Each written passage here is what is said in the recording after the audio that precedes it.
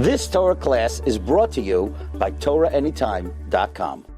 Welcome all our Torah Anytime viewers. Tonight's sponsored for Le'ilu Nishmat, Freda Bat Yehuda Aryeh and Moshe Yehuda Ben Yitzchak Tzvi HaKohen.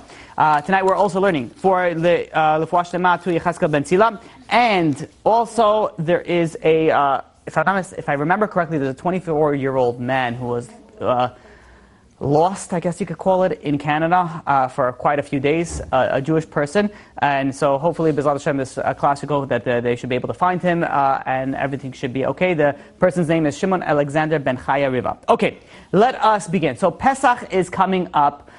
Pesach, oof. You know what the crazy is? You have like Purim, and everybody gets so involved. And then like within like such a short period of time, already Pesach is coming up. The truth is, it's not really as bad as when you have Rosh Hashanah Yom Kippur, and then you have like few days until Sukkot is coming up. So like at least we have like a month to like prepare for this.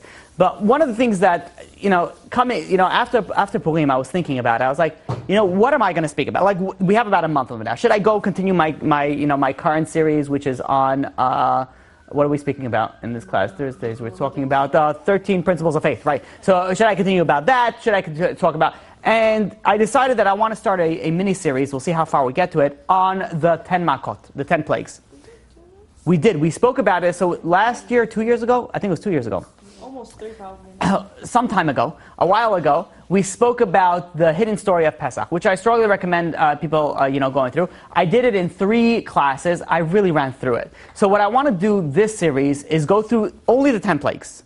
I mean, a little bit of an introduction, the 10 plagues, and really go into details of it and try to understand it. There's a lot of beauty in it. We will repeat some things that we mentioned, previously because it's the same story. We're not saying a different story, but we're going to bring it in a completely different light. We also have to understand this. There's a tremendous amount of emphasis that in Judaism on the Exodus. We mention it every single day. Does anybody know where we mention every single day? Shema. Very good. Okay, for the one religious person here. We mention it, everybody thought about it. So we mention Exodus all the time. The Exodus is a tremendous amount of importance in Judaism. We have to understand it. Also, when you're coming to the Seder, when you're coming to the Passover nights, or the first 2 nights, and if you're an American, then, or anywhere outside Israel actually for that matter, you say over the story of Yetziat Mitzrayim. You have to actually speak about it. Now, what do people speak about? The real emphasis should really be on the children. It really should be on the children. So you have people, there's like categories that you put it. So you have like some people that don't keep Pesach. We're not speaking about them. And then you have the people like slightly above that just keep it. Then you have the people like slightly above that they actually keep the Passover Seder and they actually read the Haggadah. But how do they read the Haggadah? They don't understand Hebrew, they don't read Hebrew, but somehow they're able to go through the entire thing in like 13 minutes. And they're going through the entire thing just like Chametz, and under 18 minutes they finish the entire thing. They just go through the entire setup. Then you have some people that they go through the story of Pesach, and they go and they say a little bit of Dvar Torah in it. That's very nice, it's even better. Then you have people that they go through like crazy Dvar Torah, which don't get me wrong, I love these things, right? They'll go through the numerical values and the gematrias and say, oh, you know what it says over here? And they go through like an hour and a half on the deep Kabbalistic, mystical concepts of the setup. Meanwhile, their 4 children are sitting over there like, what's going on over here? Like, numbers? I didn't know Passover had anything to do with numbers. They have no clue what's going on. The goal of Pesach is really for the children. It's really for the children. So what I want to try to do, and we're going to speak a little bit about the numbers, we're going to speak about gematrias, we're going to speak about all those fun stuff, but the real goal is to get to understanding what you need to tell your children. And if you don't have children, it's even yourself. The actual story of the actual mitzvah of Sipur Yetziat Mitzrayim is actually saying over the story of Yetziat Mitzrayim. And unfortunately, many people don't know this. I'll tell you how I do it. So let's say by my in-laws, my parents, wherever I am, people usually turn to me to, do you have a Dvar Torah? And they're like, well, in fact, I do. Are you ready for, But, that's what I used to do when I was single. But now, Baruch Hashem, that I have kids, what I usually do is let everybody speak. When the meal is happening, I'll tell you what I do. When the meal is happening, I deal with the children. And if, let's say, by my in-laws or my parents, so there's a bunch of kids there, they all gather around me. It's already a tradition. I have a specific, I wish I would have brought it. It's with my Pesach stuff. It's a book with pictures. And what I love about it is that the pictures, maybe I'll bring it. If I have it 1 week, if I'm able to find it, I'll bring it in.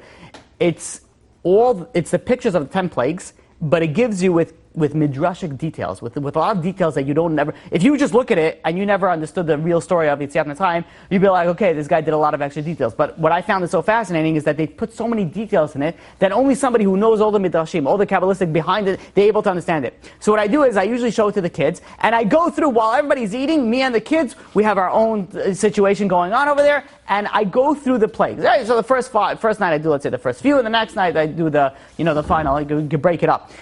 But when you go to somebody who is never, like, okay, so the 10 plagues, blood. Oh, okay, everybody had blood. Frogs. It was crazy. It was frogs everywhere. Like, what do you know about it? Like, you have to expound about it. You have to go and speak about it. So the goal for this mini-series, we'll see how far we get. I don't know if we'll get to all 10, but as far as we're able to get, is to try to understand a better understanding on these 10 plagues, on what each makkah really represents, and really a more of a deeper, clearer understanding that when you go to your Seder, you'll be able to go and explain it. And you have to realize when you're going to your Seder and you want to say something over, you don't have to say something crazy. It's just expanding upon the story. And that's why I was very happy, Baruch Hashem, that I was able to do the hidden story of Pesach, which I did it blah, blah, blah years ago. I would strongly recommend I was reviewing it also. Like I have to review the story every year also. Like it's good to review it. It's good to go over it and realize what we're dealing with. When you understand the story, you're coming in it with a different idea. That's like in everything in life. When you're going into something, the more you understand something, the more you can appreciate it. If you're like, okay, well, 300 years ago, we were slaves in Egypt and we got out. Slow round of applause for God. All right, God. You my man. Like that doesn't do anything for you, but the more you understand the details, the more you're able to do it. You're more able to relate to it. We know the 10 plagues came. Am I boring you yet? I'm sorry. Okay. Okay, so you should know that there's only certain people that I would feel comfortable in making that type of comment to. I know, but no! Okay, good. So, Pharaoh goes, it's okay, it's fine. I want it. It's contagious. It's fine. Pharaoh goes, put it this way. Have you ever gone skydiving? Please say no. You have gone. Have you ever been very tired? Have you yawned before you've gone skydiving? Not that I'm comparing learning about the plagues and skydiving. In a sense I am, but like when you're excited about something, you can be tired. If you're not excited about something, so you could be tired. So what I'm trying to tell you is get excited, because it's getting good in here. It's going to get crazy. Okay, there we go. So now, Pharaoh. Right, we're speaking about Pharaoh. Pharaoh, we know what I'm thinking about right now? I'm like, not skydiving. I'm like, am I so crazy? Like, which other speaker speaks like that? Like, what? Like, I got to dial it down a little bit, maybe. Okay. So I won't, but I'm just saying I probably should do it. Okay, so now Pharaoh goes. Let's learn about this crazy plagues. Let's be able to appreciate the Passover this year like we've never appreciated before. So now Pharaoh goes. When Moses comes over to Pharaoh and says, "Hey, listen, God is not really happy the way that you're treating the Jews. God wants you to release the Jews." And what does Pharaoh respond? He says, Mi Hashem asher ashma b'kolo. Who is God that I should listen to? Pharaoh denied God. Pharaoh denied that there is an existence of God. Now, when Pharaoh denied the existence of God, that means Pharaoh denied everything about God. Now, one thing that we know about God is that the world was created with 10 sayings. This is the Mishna in Pirkei Avot, the 5th chapter, the first Mishnah. It says that the world was created with 10 sayings. What does that mean with 10 sayings? A lot of people speak about it. No one actually knows what they're talking about. But it's very simple. There are 9 times, you look at the first chapter of Bereshit, of Genesis, there are 9 times where God says, Vayomar. And God said, Vayihi all, and let there be light. So God said, and let there be light. That's 9 times. The 10th time is referring to Bereshit bara Elokim, is also considered as God's sayings. Meaning that the world was created by God saying 10 things. Because God said 10 things, the world was created. So now, the Mishnah over there brings down why 10 sayings, to reward the righteous and to punish the wicked for 10 times. Think of it this concept. If it takes you something to build 1 day, and it takes you something to build 10 days, what hurts more when it gets destroyed? 1 day or 10 days? Obviously something that costs you 10 days. So think about that idea vis-a-vis, retribution or payment for the righteous and the wicked and how they react to God's commandments. But in any case, king of Egypt, the Pharaoh, right? He goes and he denies God. What did he deny with God? He denied God, meaning that he denied that God created the world with 10 sayings. So measure for measure, he is going to get punished with how many plagues? With 10 plagues.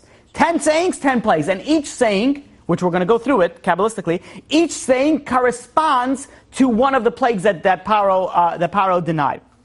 But it goes even further than that. There are, anybody here is going for accounting? No, right? Everyone here is going for therapy. Okay, so if I speak to men, everybody's an accountant. Let's do simple math. There's a bunch of different rabbis that say different amount of plagues happen. So let's go. This is the Sfas Emes does this calculation. Rabbi Akiva says that there are 300 plagues. So someone do a running math. It's very simple. You don't have to take out your calculator. Just use your Jewish brain. 300 plagues. That's what Rabbi Akiva says. Rabbi Eliezer says it was 240. 300 plus 240. Anybody got it so far? 540. Excellent. Okay. Rabbi Yossi Baglili says it was 60. 540 plus 60? 600. Very good. Rabbi Yehuda gives 3 simanim. Ditzach adash be'achav. That's 3. So we said 600. 600 plus 3, we're up to? 603. Very good. Okay, feeding it to you. Then we know the common understanding that there's 10 plagues. So they have 603 plus 10 is how much? 613. Now, what is 613? Like, where do I know that number from? What's 613? There's 613 commandments, 613 mitzvahs. Now, don't you think there's maybe a connection going on over here? There is different opinions to how many makot there were? Yeah. The Sfat Emes goes and says, okay, I said yes too fast. There's a lot to speak about that. I'm not going to speak about that today. I definitely want to have time to it. But let's speak about what the Sfat Emes says, that there is, let's just use your interpretation of it. There's different interpretation of it. You add all of them together, you get up to the number of exactly 613. Now, why is it 613 commandments, 613 makot? What's going on over here? There are 10 sayings. There's 10 makot. There is a huge connection going on over here, which B'ezrat Hashem will try to uncover today. The Or Gedaliah goes and explains like this, and he says that why did God make the world in 10 sayings? What God did is that every time he made another saying, he hid himself, he cloaked himself in nature. Which means is that originally God created the world. It was very obvious to see that God created the world. But then God said another saying, and every saying God cloaked himself with another hidden cloak, I guess you could call it, in nature, which means it was more difficult to be able to see God through the natural world because of the 10 sayings. What did the 10 makot do? The 10 makot, one by one, revealed God, took off those hidden cloaks. And how did they correspond? So if you're putting on 10 coats, the last coat that you put on corresponds to the first coat that you take off. Now, I know that sounds very simple. The last coat that you put on is the first coat that you take off, right? Okay, so the first makah that God did corresponds the 10th covering that God made himself. Does that make sense? Are you guys with me so far? Okay, good. The 9th makah is the second one. Very good. Okay, so that's why what the 9th makah was what? Was darkness. What was the second saying? Let there be light. What did God say in the beginning? Let there be light. Now corresponding to that is going to be darkness. The 10th makah, for example, was makat b'chorot, was the plague of the death of the firstborn. The makah, this corresponds to the first saying, which was, we said, was Bereshit bara Elokim, is also considered as a saying. The first, words of the Torah is a saying of God as well. Now that is why Bereshit bara Elokim, that's why makat b'chorot, we know the 10th plague was only done by God. It says, what it says over there, it says, Ani Yehu v'lo achel. Only God did the 10th makah b'chol. We're going to get a little bit deep, and then we're going to get a little bit light. So stay with me in the deep part. Only God did the makah b'chol. Why only God did the makah b'chol? Because as God removed every cloak, everything, you realize that there's only God. There's only God in the world, and there's nothing else. That's why the final makah corresponds to God fully revealing himself. Now that God fully revealed himself, only God is able to do the final makah, because at the end of the day, it's all God. This is why, and this is actually the Chidush Harim goes on and explains it like this. He says you have the 10 makot corresponding to the 10 sayings, the 10 mamarot. This leads to the 10 commandments. And that's why, finally, when God removed all the cloaks, all the hidden, then what is the first commandment? Now that you're revealed, and now that you could see that I am God, that's what it starts off. Anochi Hashem Elokecha. I am the Lord your God. That's what it is able to start. Whoever appreciated that should be dancing inside. But this is what I just said was like crazy. I mean, I said what I just repeated. Well, is crazy. Yeah. So now, we started off with 613. There were 613 makot corresponding to the 613 commandments, meaning that there is some essence, being, power that wants to take us away from the 613 commandment. Each one, there's 613 different ones. And God created a makah corresponding that. God had created, something that to just, sort of to prepare us. When we look at the Yetziat Mitzrayim, when we look at the 10 plagues, we think of it as a punishment for the Egyptians. It wasn't only a punishment for the Egyptians. It was also an education for the Egyptians and for the Jewish people. It helped the Jewish, and in fact, Pi Chazal, they tell us that it also, the makot, healed the Jewish people. It brought us to understanding of God that we didn't have before. The purpose of the makot, besides the fact that we mentioned that is to punish the Egyptians, is also to educate the Egyptians themselves. And that's why the Torah repeats again and again in Exodus, in the story of Yetziat Mitzrayim, Leman Te'eda, that you should know ki ani Hashem b'kerav ha'aretz. You should know that I am God.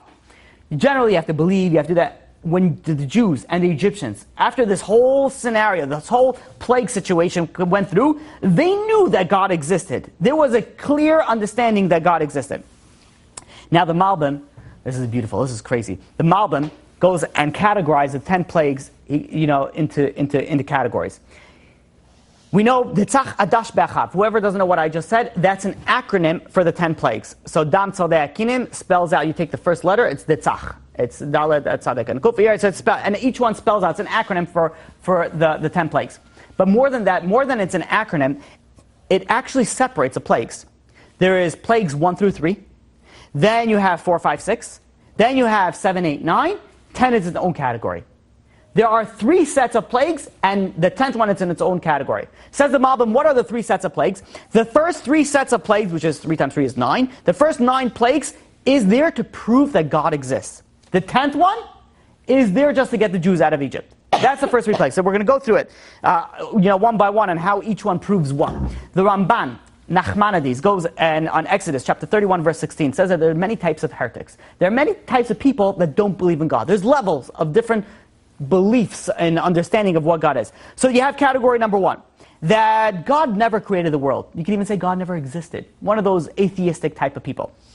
Right, God didn't exist. That's category number 1. Category number 2, they believe that God existed and God created the world, but they don't believe in divine providence, meaning that they don't believe that God intervenes in the world.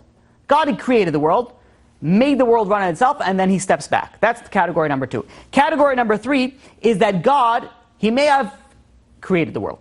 He may have actually intervened in the world, but he doesn't have the power to overrule what he already implemented, meaning that he doesn't have the power over nature. That's the three categories that the Ramban goes and brings it down. Now, what did the miracles of Egypt do? The miracles of Egypt went and answered all these questions. It answered for the heretics in those times and the heretics in the future. Right? God is not going to reveal himself in all splendor because one guy says, I don't believe in God. But well, then I guess I have to do an Yetziat Mitzrayim on you, right? 10 plagues on your neighbor, or your tax collector, whatever it is, right? Your driver instructor, whatever you hate.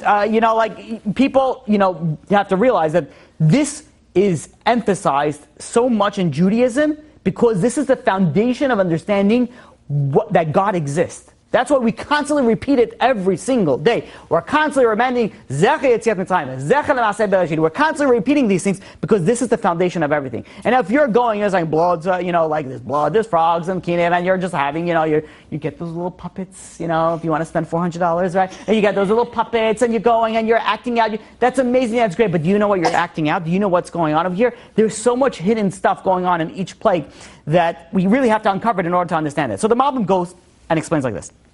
The first 3 plagues, these demonstrate the existence of God. These are for people who don't believe that God exists. This shows that God exists. And we're going to, B'ezrat Hashem, go and explain it. There's actually, the verbiage in the Torah actually proves this. In Exodus chapter 7, verse 17, it says, B'zot te'da ki ani Hashem. It says, with this you should know that I am God. Meaning, with these first 3 plagues, you will know that I exist. Then the second 3 plagues, we're just doing a brief overview. The second three plagues, so which means plagues number 4, 5, and 6, this shows that God not only exists, but he has the power and the authority over the world. How do we know this? That when Moshe Rabbeinu goes and tells Pharaoh that the plagues are coming, what does he say? He doesn't say that it's coming today. It says machar. The plagues are coming tomorrow. What do you mean coming tomorrow? To show you that everything is coming exactly as God says it, that it's going to come. Not that, Moshe Rabbeinu was able to predict the future and knew that there was some sort of something going on today. He knew exactly when it's coming because it shows that God actually has the authority and the power over the world. How do we see this in the verses in the Torah? In Exodus chapter 8, verse 18, it says, Le'ma'an teda ki ani Hashem b'kerev haaretz. That you should know, says God, that I am the God in the midst of the earth. Says the Shla, what's the midst of the earth? Meaning that God is active in the laws of nature. God is controlling, is active in the laws of nature. Then you go into the third set. The third set, that this is plague 7, 8, and 9, this shows that God's power is absolute, above the laws of nature. And when you look at the plagues, you look at hail, for example, fire and water, opposite of nature. Darkness, for example. What's darkness? Darkness, you have the ability, like when it's dark, it's dark.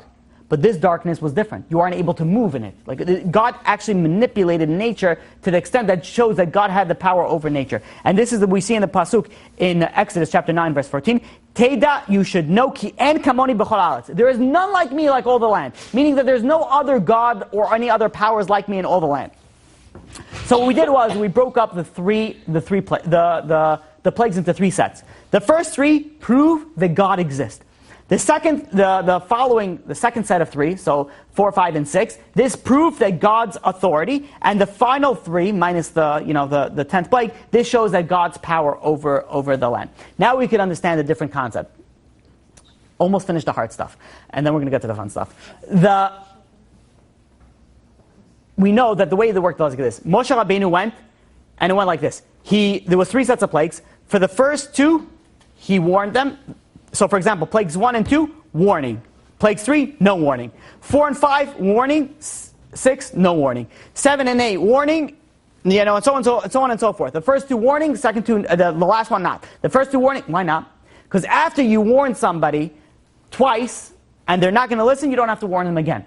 That's what So the question is, so Moshe Rabbeinu already warned them twice. Why is he warning them again? At plague number 4. The answer is because plague number 1, first set of plagues was teaching one thing: God is existent. Okay, so we're going to warn you twice. Now you didn't get it. I'm not going to warn you the third time. Plague number 4, all of a sudden, okay, now we're learning a new lesson. Now we're learning God's authority. Oh, we're learning a new lesson. You need to get 2 more warnings. Now you got it. You didn't get it. The 6th one, what was that? 4, 5, and 6. The 6th one, you're not going to get any warning. 7 and 8, you get a warning. But 9, you're not going to get a warning. Why? Because every single set is a different lesson. It's a different lesson for God and for the Jewish people. Okay. So now, the way that we understand this is, a king once, a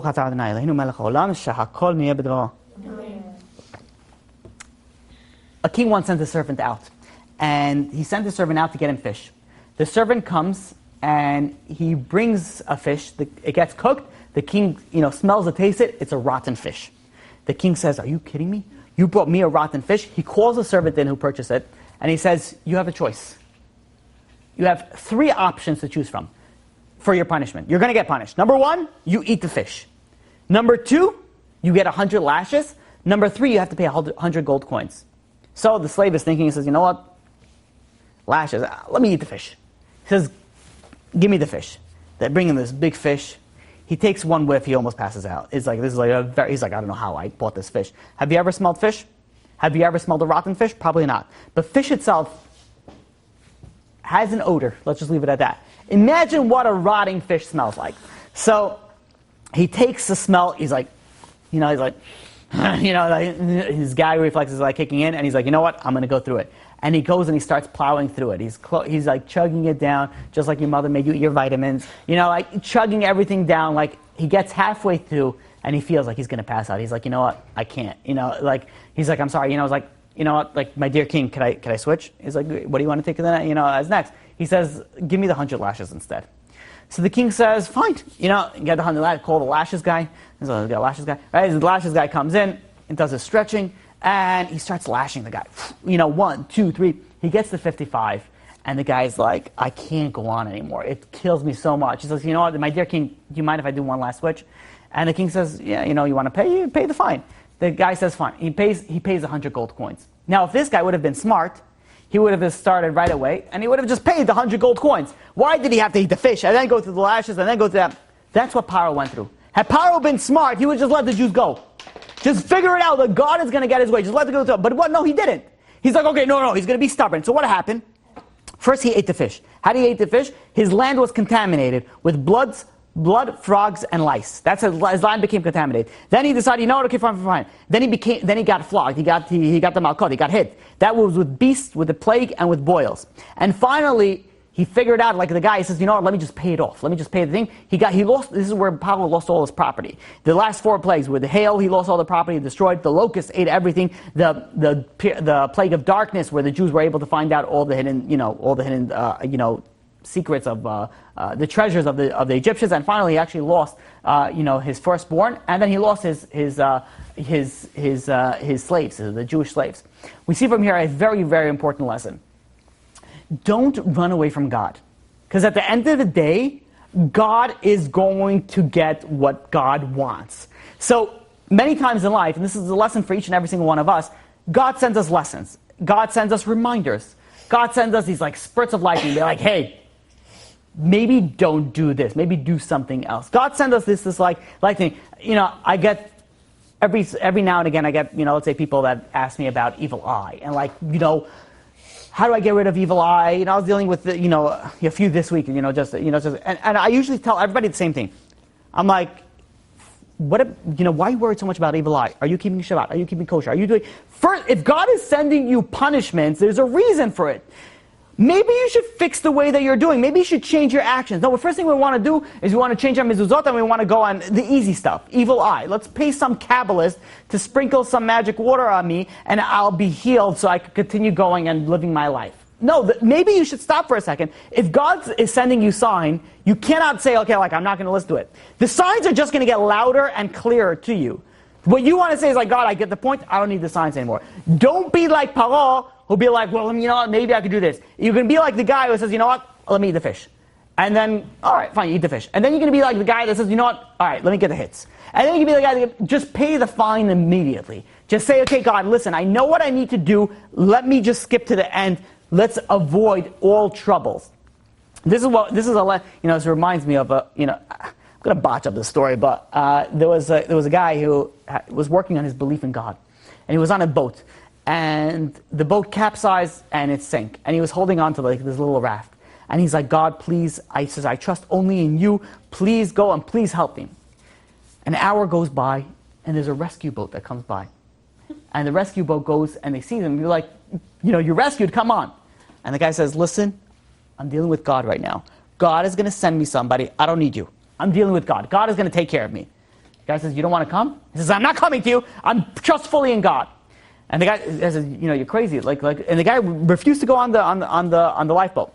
So the boat continued going. And he says, God, I have full faith in you. I know that that you're going to save me. Another hour goes by. A helicopter goes by. Sees the guy floating, falls down the rope. He looks up and the guy in the loudspeaker goes, get on the rope. We'll save you. He says, no, God is going to save me. I am waiting for God. Finally, the guy gives up, drives away, flies away. And then he dies of starvation. And he goes up to heaven. And he gets up to heaven and he says, God, I trusted in you. How did you let me down? And God said, I sent you 2 people.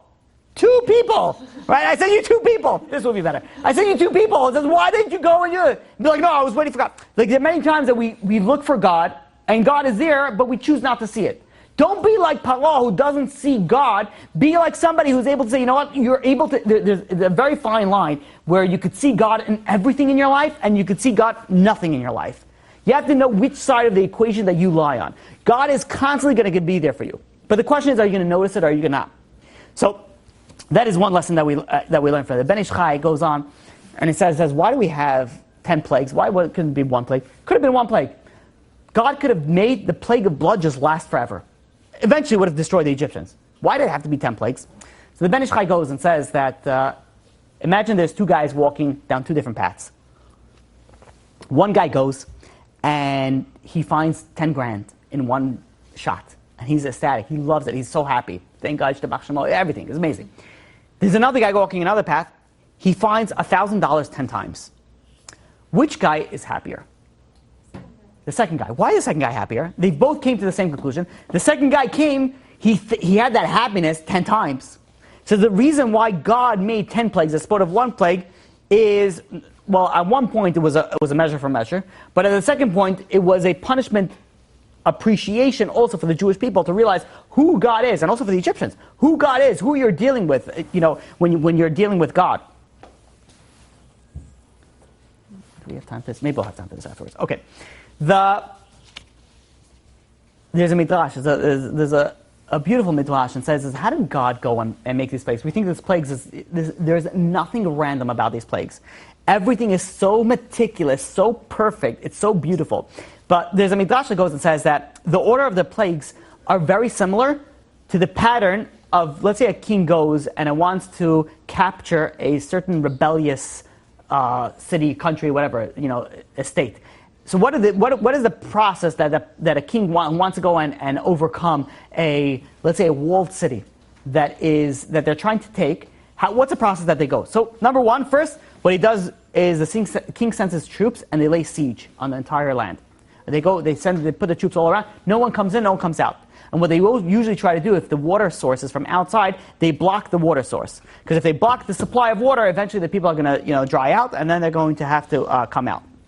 If that doesn't work, the king brings special battalions. So these are the concept of having people or animals come out with like crazy cries, like screams, to frighten the people inside, to realize, there's sometimes the screams are more scarier than the actual war itself.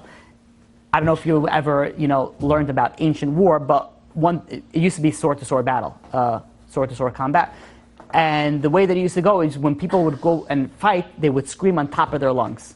Why would they scream on top of their lungs? Because you're trying to scare the enemy. It's a psychological warfare tactic that if you scare the enemy, then they're going to be off guard. And because they're going to be off guard, you're going to be able to go and, chop them up, I guess, in the nicest way possible.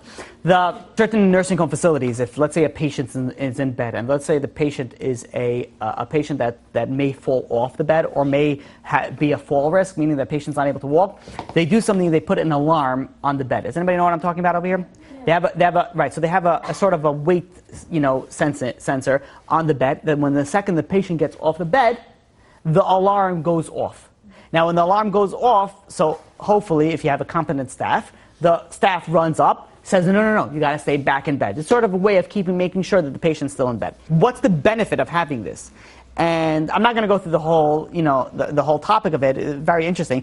But at the end of the day, they came to the conclusion that it's not beneficial to have that alarm. Why not? Let's say you have a patient, that this patient is not 100% cognitively, there. So they get off their bed, and they hear this loud noise. What is the first thing that they do?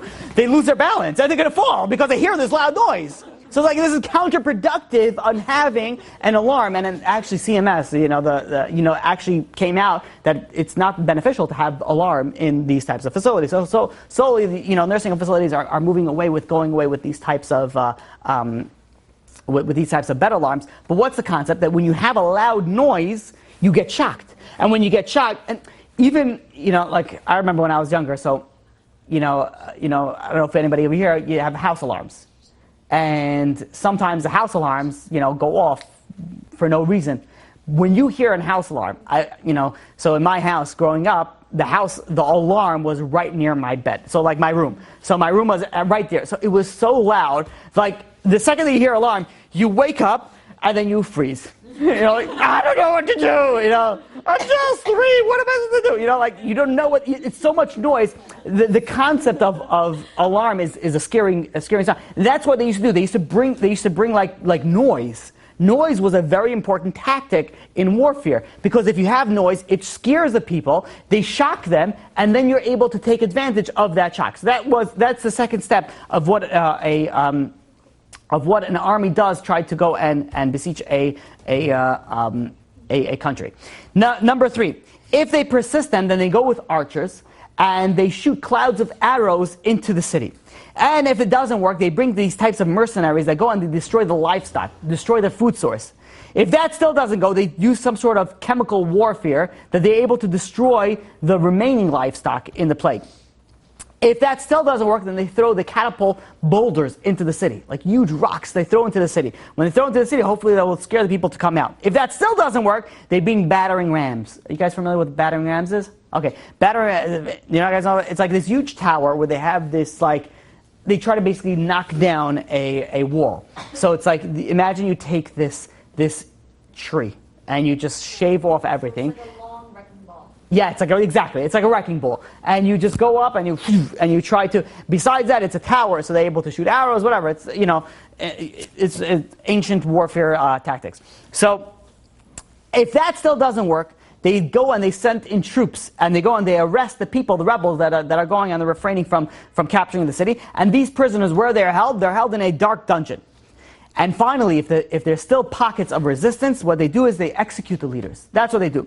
So this is exactly how God went the 10 plagues. First, the siege began. How the siege began? That's what the maka'av dam, blood. The blood came, and that's what the. Do we even be able to get the blood? The first, it went and. It was, God took out water. That's through the changing the maka'av dam.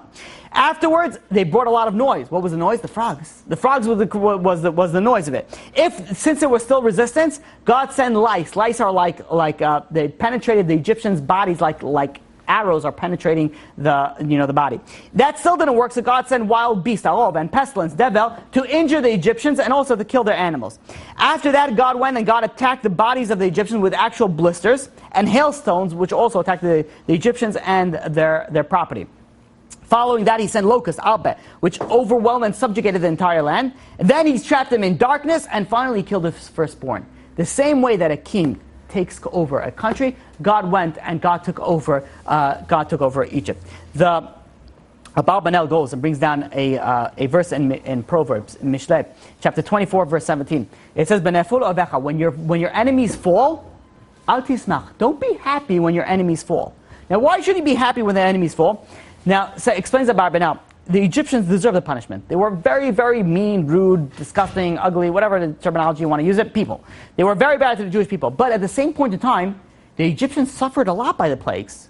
It's human nature to, okay, they hurt you, but it's still, as a Jew is supposed to be very compassionate. That is why, when we mention the plagues, on the Seder night, what we do is that we spill, or we use a finger, depending on what custom you use, from the wine. Why do we spill from the wine? Wine is symbolizing happiness. Why are we spilling of it? Because at one point, we're sort of satisfied that the Egyptians went through what they went through. But at the second point, they're still human beings. And if they're human beings, they went through something, even though they deserved it, they're human beings, and they went through terrible suffering. Because of that, we spill a little bit of the wine to show that it's painful for us, even our enemies. We shouldn't be happy that they went through that. Rabbi Yisrael Spira goes. Rabbi Yisrael Spira, lived through the Holocaust, and when he came out of the Holocaust, he went to America, and he was asked to speak in the Lower East Side in Manhattan, and he had a tremendous crowd that came over to hear his speech, and he spoke about the horrors of the Holocaust, what he went through and what the people went through all the details of what was going on. And at the end of the speech, it wasn't a dry eye in the audience. At the end of it, there was the president of Agudat Yisrael over there gave him a large envelope full of money, and Rabbi Yisrael Spira at that point in time didn't have any money, and he actually needed the money. But he was from Europe, and he's like, what's this money for? Like, why are you giving me money? And he says, the custom is in America that, when someone comes and gives a speech, they give him, a certain amount of money because of the effort that they went through to prepare the speech, and they came, so they give them out the money. So Rabbi Yisrael Spira said, listen, he says, while that's an amazing and a very right custom, because, the speakers do work very hard for their speeches, he says, I cannot take anything for this, for this speech. He says, why not? He says, because what did I speak about? I spoke about the suffering of the Jewish people. He says, how could I make money off the suffering of the Jewish people? And he goes and he quotes a midrash. And the midrash that he quotes is as follows. He says, during the plague of blood, the Egyptians went and they couldn't find any water, so they paid the Jewish people for water, which we'll speak about B'ezrat Hashem. And there's a machloket in saying, how did the Jews get wealthy? Rabbi Avin goes and says that the Jews got wealthy. How did they get wealthy? They got wealthy because from the money that they went and they sold water. Right? You ever think about it? Who would sell water? Like, here's bottled free stuff that you could get from your sink. Who are the first people that went and sold something that's free? Is the Jewish people. Right? So It's like, imagine that. Imagine the first person that bottled water. Be like, hey, you want to buy some free stuff that you get in your sink? Be like, no, I'll just get in the sink. And it's $1 billion, industry right now, right? So the Jews started it as usual. So he goes and says that one rabbi says that where did the Jews get the money when they left Egypt? They got it from selling water. And says Rabbi Yossi says no. He disagrees. That's not where they got the money. Where they became money? They became money when the Egyptians gave them their riches when they left Egypt. Says Rabbi Yisrael Spira, says, why did Rabbi Yossi have a problem? Let him just say, yeah, the Jews got money. Why is there an argument? They got money from both. Why is it such a problem? It says, no. The Jews didn't get money from selling water. They got the money from the Egyptians when they left Egypt. What's the big deal? Let it be both. Why is it such an argument? Says Rabbi Yisrael Spira, says because the Jewish trait is they don't gain from someone else's suffering.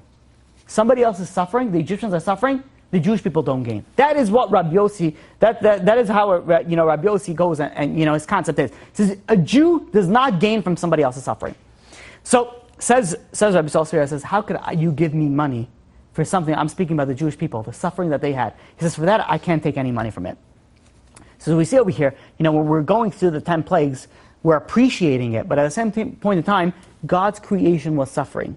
And there's another short story, the Mashgiach of Slobodka, about Avram Gordinsky. When he lived during the Holocaust, he fell ill during the time of the Nazi occupation, and the Nazis they had no use for sick people.